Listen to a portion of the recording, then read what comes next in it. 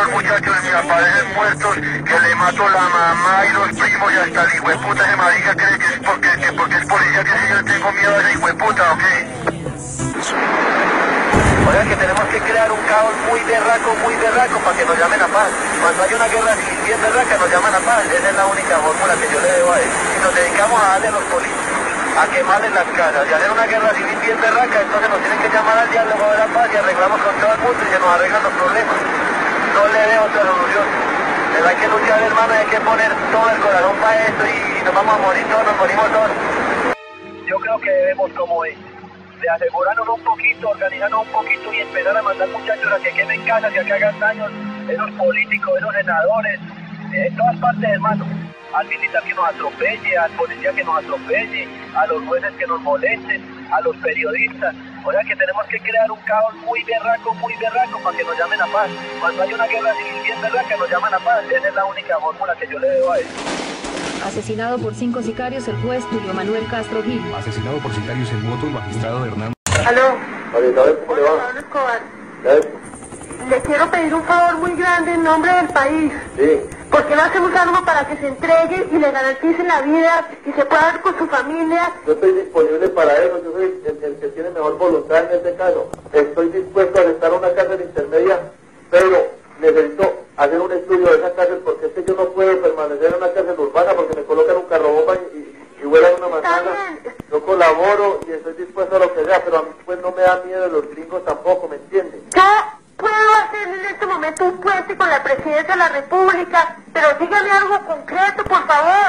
Transmítale al presidente que tengo la intención de regresar a una cárcel diferente a la de Envigado, pero que necesito saber cuáles son las condiciones de seguridad. Porque Pero, ¿cómo se las transmitimos, Pablo? Como consecuencia de la política de paz y fortalecimiento de la justicia del señor presidente y de su gabinete ministerial, deseo sumarle todos los años de cárcel que sean necesarios para contribuir a la paz de mi familia, a la paz de Colombia, al fortalecimiento del respeto por los derechos humanos, al fortalecimiento del poder civil y al fortalecimiento de la democracia de mi querida patria colombiana. Deseo también con mi sometimiento rendir un homenaje a todos los miembros de la Asamblea Nacional Constituyente por su gran contribución a la noble causa de la paz nacional. Deseo también rendir un homenaje a mis padres, a mi irreemplazable e inigualable esposa, a mi hijo pacifista de 14 años, a mi pequeña bailarina sin dientes de 7 años y a toda mi familia a quien tanto quiero. Pablo Escobar Gaviria, Envigado, Colombia, junio 19 de 1991. Bueno, la primera pregunta parece que es obvia, y es porque después de muchos meses de haber guardado tanto silencio, pues por fin ahora decidí hablar en primer lugar. Entonces es una pregunta como en dos sentidos. ¿Por qué tanto silencio durante tanto tiempo cuando todo el mundo ha hablado de usted, cuando todo el mundo muchas veces pone cosas en boca suya y se habla de todo lo que hace y usted no dice nada? Como muy callado, y ahora va a hablar. Bueno, ¿por qué? Bueno, yo siempre había decidido guardar silencio porque yo considero que si me pongo a dar explicaciones de todo lo que se me acusa y de todo lo que se dice de mí, sinceramente no tendría tiempo para dar todas esas explicaciones. Bueno, empecemos hablando por uno de los temas más recientes en los cuales se ha visto involucrado, y es en concreto el problema de las masacres. Es tal vez una de las últimas indicaciones en las cuales aparece su nombre. ¿Qué tiene usted para decir sobre esto? Eso es lo único que me hace enfrentarme de nuevo a los micrófonos para manifestarle al pueblo de Colombia que me conoce y que me apoya, que soy ajeno a todas esas acusaciones que son tejidas por ciertos intereses que se han formado contra mi persona, pero todas las personas en el departamento de Antioquia saben que yo no tengo intereses de ninguna naturaleza en las regiones donde se han sucedido esas masacres. O sea, no tengo intereses en Urabá, no tengo intereses económicos en Córdoba y tampoco tengo intereses económicos en Puerto Boyacá. Soy ajeno a esa situación, soy inocente de esas acusaciones y repudio todo lo que se trate de masacres y asesinatos colectivos. ¿Pero de dónde considera entonces usted que vienen ese tipo de sindicaciones? Es decir, ¿tiene que haber algún origen, tiene que haber alguna razón para que termine su nombre involucrado en esto? Sí, como le digo, hay personas interesadas en hacerme daño y hay personas interesadas en enfrentarme con la izquierda. Hay personas que cuando les conviene decir que yo estoy vinculado con la izquierda, no tienen ningún límite en sus palabras para expresarlo así. También a veces me indican de estar aliado con la derecha, de manera que no hay ninguna consistencia en estas acusaciones. Unas veces soy de la izquierda y otras veces soy de la derecha, y unas veces actúo contra la izquierda y otras veces actúo contra la derecha. O sea que eso no tiene ningún sentido, no tiene ningún valor jurídico. ¿Y cuál es la realidad? Es decir, esto me toca un tema que yo venía pensando para más adelante. Se ha hablado de relaciones, incluso se acuñó un término ya que es de vieja data en el país, la narcoguerrilla. Pero por otro lado se dice también que hay apoyo a grupos paramilitares, etcétera, sectores de derecha. ¿O es que se está con el que más convenga, o cuál es la realidad frente a ese tipo de relaciones? No, la realidad es que yo soy una persona muy respetuosa de las ideas ajenas. O sea, yo respeto las ideas de los demás. Si yo veo que la gente de la izquierda tiene ideas que le convienen al país, yo no tengo ningún problema en apoyarlas y respaldarlas. Y si veo que la gente de la derecha también tiene ideas que le convienen al país, no tengo ningún problema en apoyarlas y respaldarlas.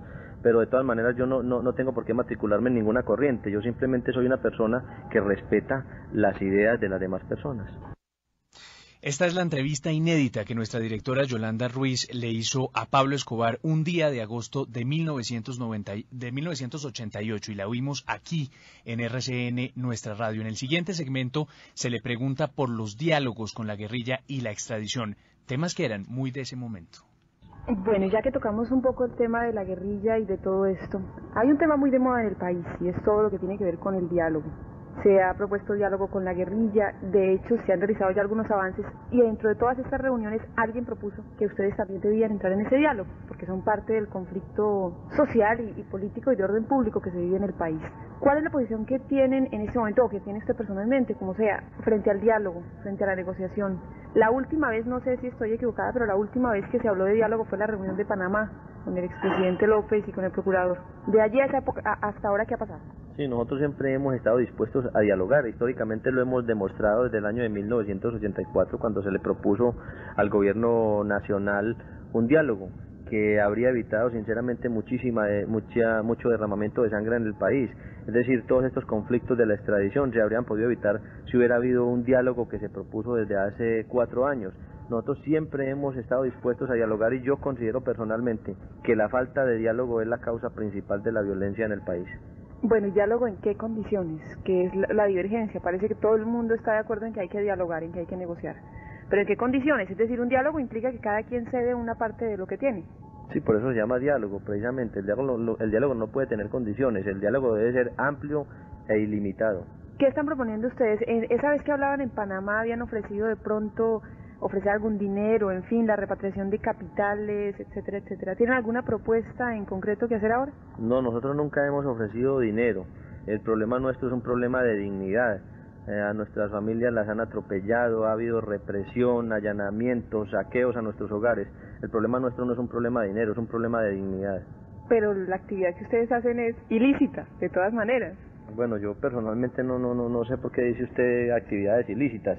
Pues a veces a mí se me acusa de narcotráfico, pues es una actividad que por el momento, históricamente, digámoslo así, se ha declarado ilegal. Es ilegal por el momento, pero a la larga y al futuro ya se va a demostrar que tiende hacia la legalización.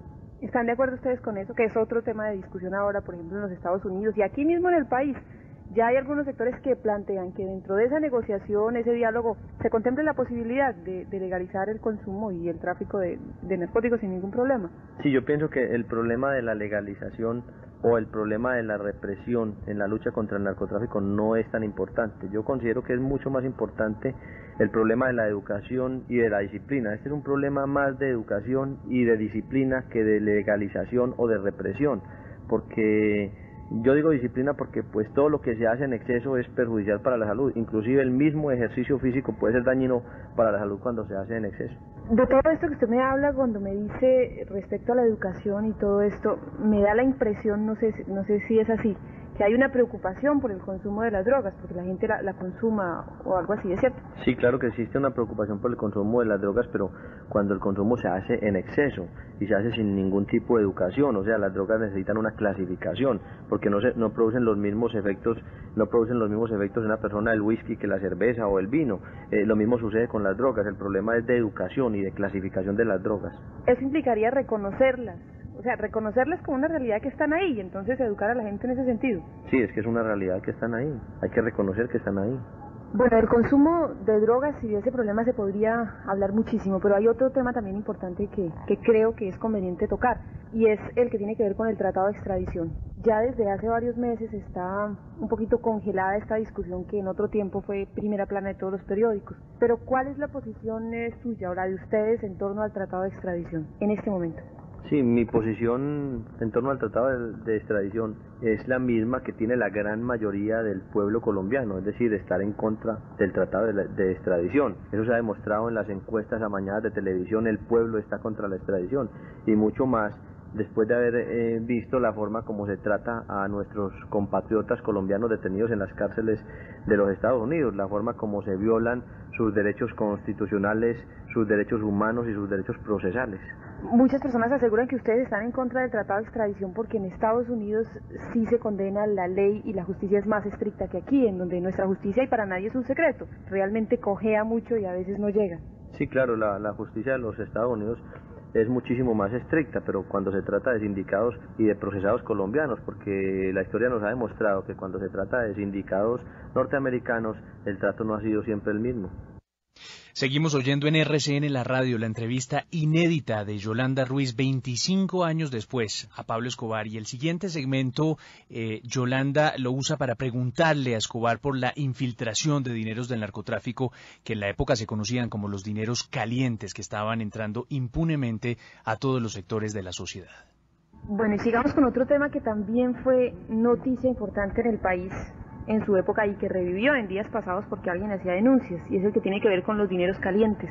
Con la infiltración de este tipo de dineros en todas las actividades económicas y políticas del país, hay muchos que dicen que aquí nadie puede tirar la primera piedra porque cada cual más o menos tiene algo que ver. ¿Qué hay de realidad sobre esto, sobre vinculaciones con sectores políticos y económicos del país? Sí, eso está claro, los dineros calientes están incluidos en todos los sectores económicos del país. Es que cuando el mismo Estado y el mismo gobierno recibe los impuestos que pagan los comerciantes de drogas prohibidas, entonces se está aceptando lo que la prensa y a veces la gente llamaría los famosos dineros calientes. Pero ¿cómo así? ¿Cuándo recibe el Estado ese dinero? ¿De dónde, pues? Pues el Estado recibe ese dinero cuando recibe impuestos de las personas que están sindicadas de comerciar con drogas ilegales. Pero precisamente esa ha sido una discusión de mucho tiempo atrás, que son dineros ilegales y que no se paga impuestos, y parte de todo el debate que hay es precisamente eso, que se legalice todo ese dinero para que haya más impuestos para el país, pero se supone que eso no es oficial. Bueno, lo que yo veo es que todas estas personas que son sindicadas públicamente de pertenecer al narcotráfico son realmente las únicas personas que están invirtiendo en el país, es decir, las únicas personas que están dando trabajo al pueblo de Colombia, mientras los demás sectores de la economía están sacando su dinero a cuentas en el extranjero. Estas otras personas están invirtiendo, están generando trabajo para el pueblo de Colombia. ¿Y entonces es cierto que hay relaciones, que hay ciertos sectores de la economía en donde hay inversión de este tipo de dinero? Eso yo creo que es demasiado lógico. Bueno, hay otro tema que es también de moda, del cual hablan mucho los colombianos últimamente, y es el de una supuesta o una real guerra, un enfrentamiento con el llamado Cartel de Cali. Bueno, ese es un tema sobre el cual se ha especulado demasiado. Y yo sinceramente no deseo tocar ese tema. Lo único que puedo decirle es que siento una gran admiración y un profundo respeto por el pueblo del Valle. Las autoridades de Medellín han dicho sobre esto incluso que la violencia en la capital antioqueña ha aumentado por este enfrentamiento, o supuesto enfrentamiento. Sí, como le digo, es que se ha especulado demasiado sobre el tema.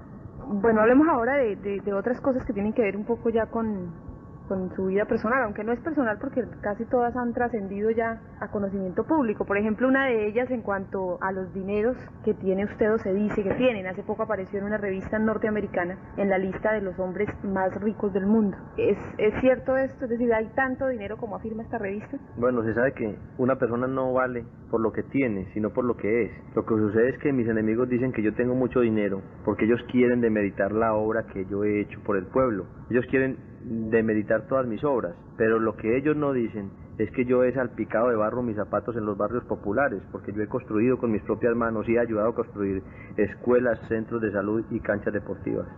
Para hacer eso se necesita tener dinero, de todas maneras, no solamente buenas intenciones.